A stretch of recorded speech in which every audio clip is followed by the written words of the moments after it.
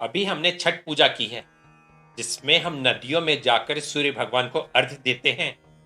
लेकिन सिर्फ सूर्य की ही नहीं, हमारे हिंदू धर्म में नदियों की भी पूजा होती है। आपने गंगा आरती का नाम तो जरूर सुना होगा। हरिद्वार, वाराणसी, प्रयागराज में रोज शाम को होती है। लेकिन क्या आप जानते हैं कि जिन नदियों को हम पूजते हैं और अपने स्वास्थ्य समृद्धि के लिए प्रार्थना करते हैं, वही नदियां आज कितनी बीमार हो चुकी हैं। गंगा और यमुना में रोजाना करीब 402 करोड़ लीटर इंडस्ट्रियल वेस्ट और लगभग 3500 करोड़ लीटर सीवेज पानी बहाया जा रहा है। ये तो सरकारी आंकड़े हैं, शायद इससे ज्यादा मलमूत्र और गंदगी इन नदियों में बहाई जाती हो। यमुना का दिल्ली वाला 22 किलोमीटर का हिस्सा, जो नदी की कुल लंबाई का सिर्फ 2% है, पूरी नदी के 80% प्रदूषण के लिए जिम्मेदार है। वाराणसी में गंगा का पानी अब नहाने लायक भी नहीं रह गया है। सोचिए, जिस नदी में हम स्नान करके पुण्य कमाते हैं, वहां अब नहाना भी खतरनाक हो गया है। 1947 से लेकर अब तक सरकारें गंगा की सफाई पर लगभग 42,500 करोड़ रुपए खर्च कर चुकी हैं, जिसमें 20 से 22,000 करोड़ रुपया सिर्फ 2014 के बाद नमामि गंगे कार्यक्रम के तहत खर्च हुए हैं।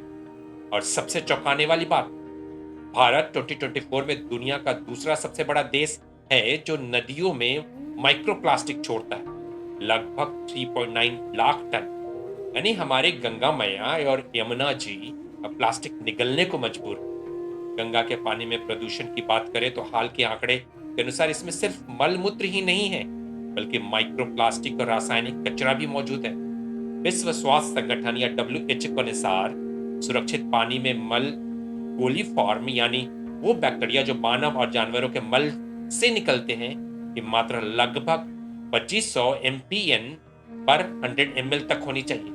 लेकिन गंगा के कई हिस्सों में यह मात्रा 49,000 MPN पर 100 ml तक पहुंच जाती है, जो सुरक्षित स्तर से 20 गुना अधिक है। इससे अलावा गंगा में जैविक और रासायनिक प्रदूषण भी पाए जाते हैं, जो पानी को न केवल मानव स्वास्थ्य के लिए बल्कि खेती किसानी के लिए भी हानिकारक बना देते हैं। सोचिए, जिन नदियों को हम श्रद्धा का प्रतीक मानते हैं, उन्हीं नदियों को हम अपने कर्मों से कितना नुकसान पहुंचा रहे हैं। क्या कभी आपने इन नदियों की हालत जानने की कोशिश की है? क्या आपने जनप्रतिनिधियों से या किसी से पूछा है कि आखिर हमारा और आपका पैसा कहाँ खर्च हो रहा है? अगर अब भी हमने ध्यान नहीं दिया तो आने वाली पीढ़ियां शायद सिर्फ किताबों में ही गंगा मैया और यमुना जी के बारे में पढ़ेंगी, असली नदी देखने को नहीं मिलेगा। अगर आपको इन्फॉर्मेटिव टॉपिक्स पसंद आती है तो वीडियो को लाइक करें और चैनल को सब्सक्राइब जरूर करें, ताकि आने वाली हर नई जानकारी आप तक पहुंच सके। धन्यवाद।